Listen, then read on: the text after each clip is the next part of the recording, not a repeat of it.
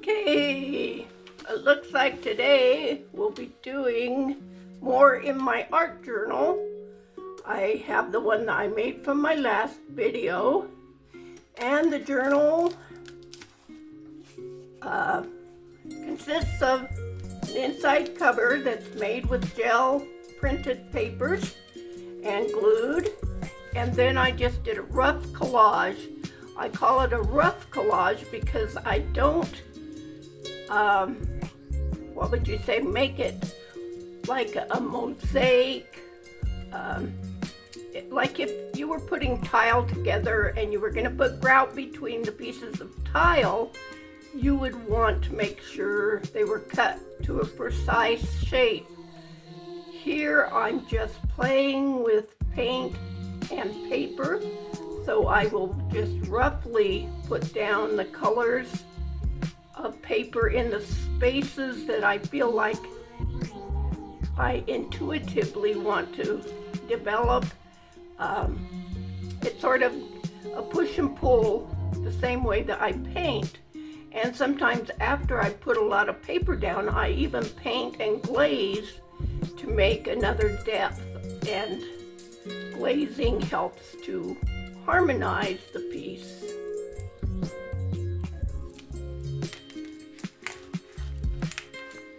So this is the first page, which consists of the inside cover and just a lot of found paper and pieces of unused gel printed papers. The wing is done in a metallic that actually came from a candy wrapper. And so you can see I'm doing a theme of birds. And these are simple bird shapes, not anything detailed. And each page consists of about 3 or 4 layers, and it's pretty heavy, and with the glazing and all of the glue medium, you get almost a leathery feel to it. So today we're going to work on a page in the journal that will be a theme of birds. I have no idea what I'm going to do other than it will be a bird theme. I took a piece of cardboard and cut out the shape of a bird, and so I've used this a lot just because you can quickly put a bird shape down and you don't have to think about it too much. My first thought for this piece, this page, is going to be putting in a background. I'm learning as I go, and the background is important. I feel like making it more simple will make my bird stand out more, and the bird's end will have the center stage. I like this bright yellow. It's very textured. This is a gel printed paper, and this is a beautiful piece too, but I want to keep the background with the greens and blues, and it seems that this one will begin us anyway. We will begin with this background. I like the fact that it's really plain. I'm going to tear the edge off because there's a border that hasn't been painted, and I'm thinking I would rather see the border without that straight edge. The torn edges are kind of beautiful. In many ways, the torn edge has that natural effect. And I'm trying to decide if I want to actually make this cover a whole width of the 2 pages, it's hard to determine, so I'm just going to go with the shape that comes out as I tear this paper. And sort of decide if I want to actually make 2 different pages a little more distinct, or use it to connect the 2 pages. It's got a nice look there. I have to get this one border off. Yeah, I'm not going to think too hard. I'm just going to put it down.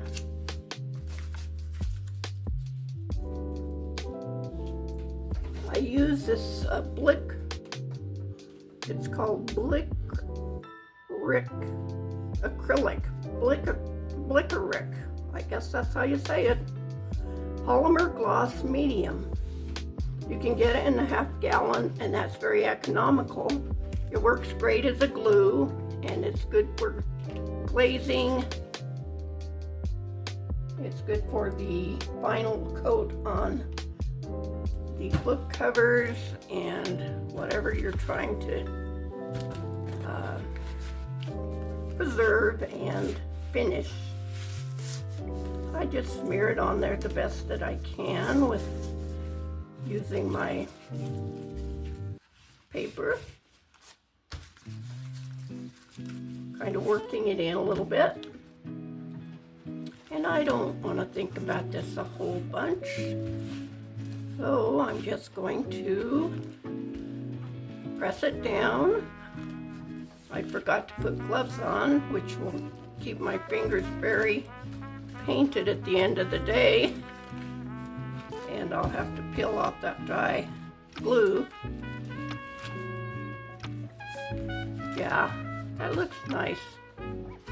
So I'm going to think about some of this blue that I've got here. You want to see that? It's beautiful. This is done on newsprint. Sometimes I use copier paper, and sometimes I use typewriter paper, if that's what you call it. Anyhow, an 8.5 by 11 sheet of copy paper is always good. But this time I've used newsprint on this, and it's thinner. And sometimes you do want something thin for your background, and that way it doesn't get too thick. The thickness doesn't look quite as, I don't know, finished, I guess is what you'd say. The thickness is not giving it a finished look, but I like the bulky look sometimes. The texture that built up pieces of paper can cause a real texture, and I do like that. I'm thinking here I better just tear this in half and we'll put it on both sides. See how that looks.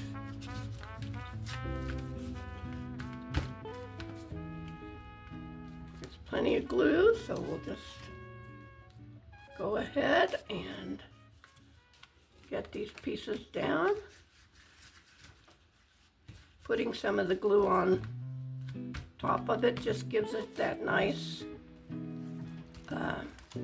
sealed edge.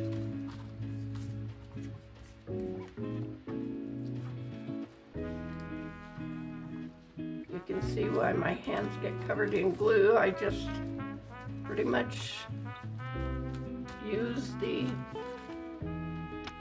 glue and use my fingers as the applicator. And that's pretty, very pretty. I'm looking at that pink edge, and I'm wondering about it, but I guess we will decide later. Look at that. My bird's all painted up. He would look good just tear it down and use that. That'd be perfectly good. Okay, you know, I'm thinking, why not? I've got texture under here that I can use. I've got cardboard with the texture. Wow, that can make some really cool prints. And I can use this piece of the cardboard for my very beautiful focal point. All right, since I've got my hands glued up, let's just go with the fingers to use the fingers for our applicator. I'm not going to get away without being covered in glue. Yeah. So I just press and try and flatten whatever I put down. Yeah, that's gonna work just fine. We're not gonna have a yellow bird today. We're working with blues and greens. All right. I've got more of this pretty bluish green that's got some gel printed leaf shapes that are really kind of subtle. You know, that seems like it's something that will look really pretty and fits right in with the trees and the green and blue that I want to have in my background.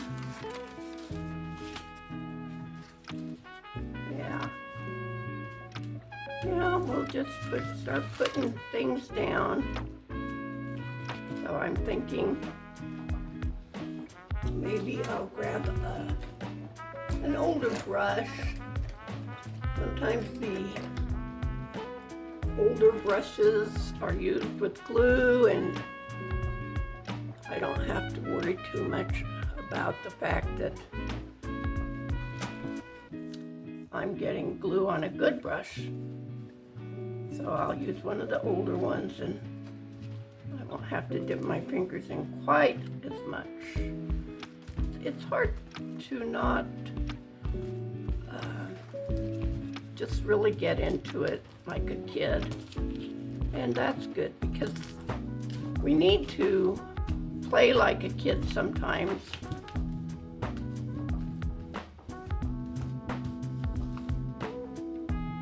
And it does seem like you can feel what you're trying to do when you're using a brush. You can't really feel things the way you can with your fingers.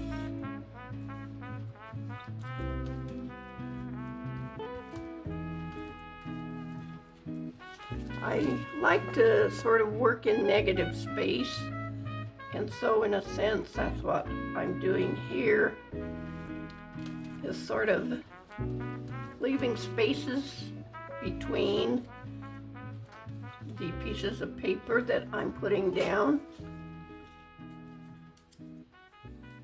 And it does give it that kind of look like tile, I guess you could say, or grout. Or grout may be if you were working with tile. So you have the spaces, and sometimes then with those spaces I can go in with the glaze and unite the piece. I'll show that to you at the end of this video.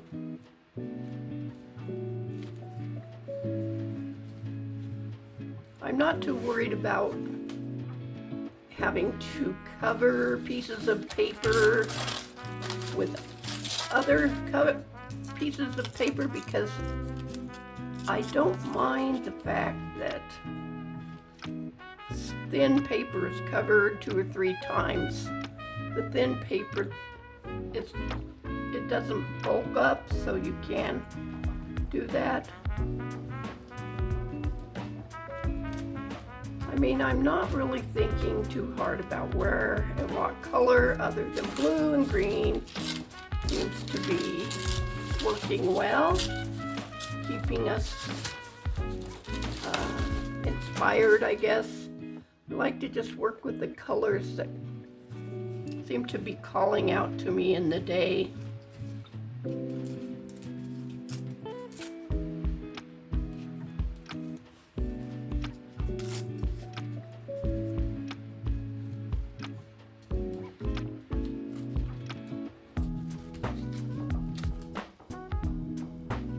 I want to get some kind of a branch element in here.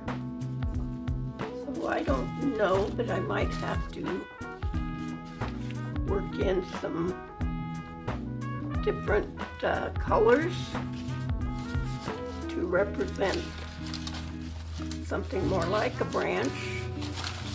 Okay, I've got this that looks kind of interesting with a lot of green and some burnt sienna. And I can cut that with scissors if I want to, and actually control it a little bit more if I want to. Get some smaller branches or whatever.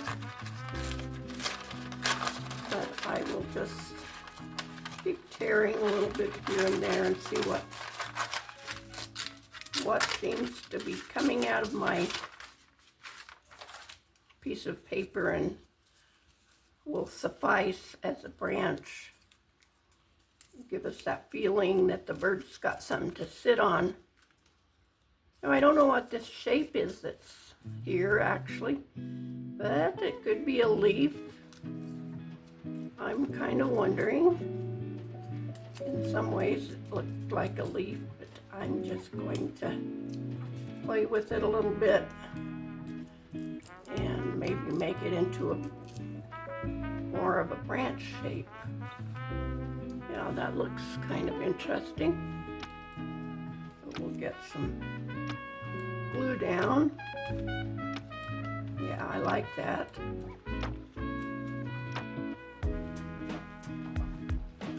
Yeah. Looks like my glue didn't get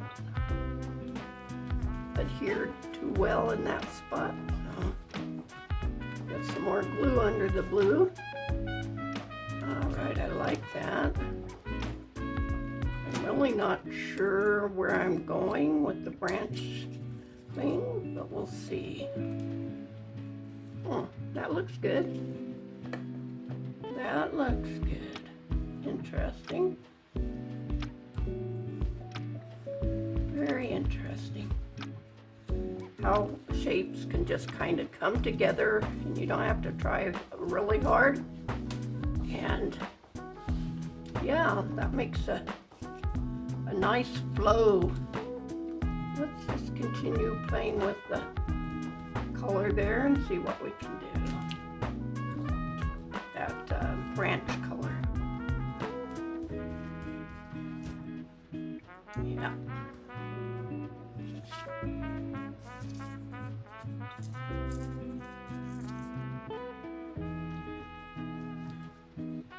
I don't know, I'm trying to decide here what's happening with the shape and what way I want this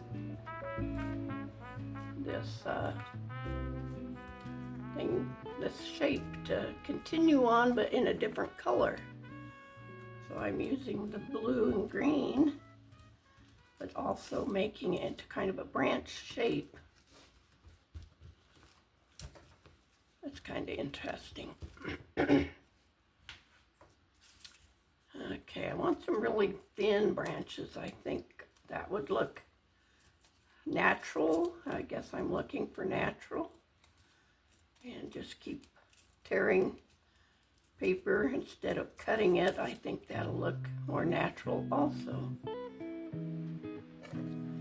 And by using the blue color on the branch, it just kind of, I don't know, it just makes a nice variety of branch color. Maybe it's going to be some kind of a plant. I like the idea of some kind of a plant right there. I've got some darker blue on this one piece of paper. And if I tear it in a circle shape and put it down, it makes kind of an interesting addition. I'd like the blue to be less, I guess maybe leaving some of the white in the background seems good.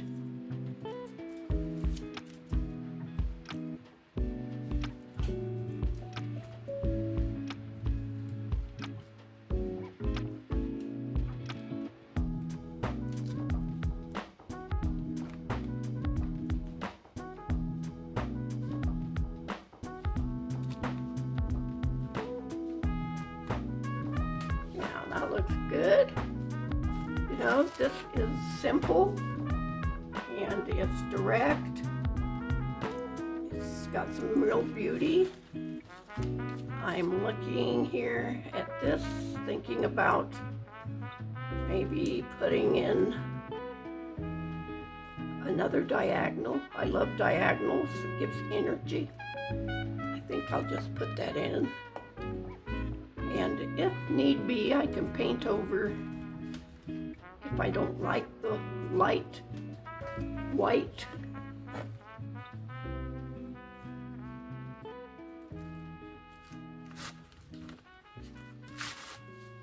But it's good. So I'm thinking a little bit here. Do I want to see another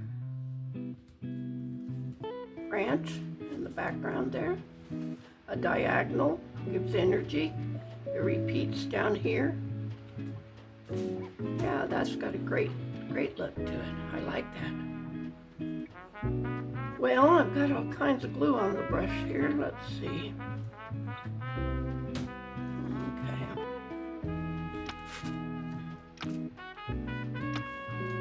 Yeah. Now we just need it to dry a little bit. And when it dries, we will go back in and glaze some light yellow or something there just to maybe give it a little depth. And really, we didn't use a lot of paper, and we've got a beautiful couple of pages to our journal.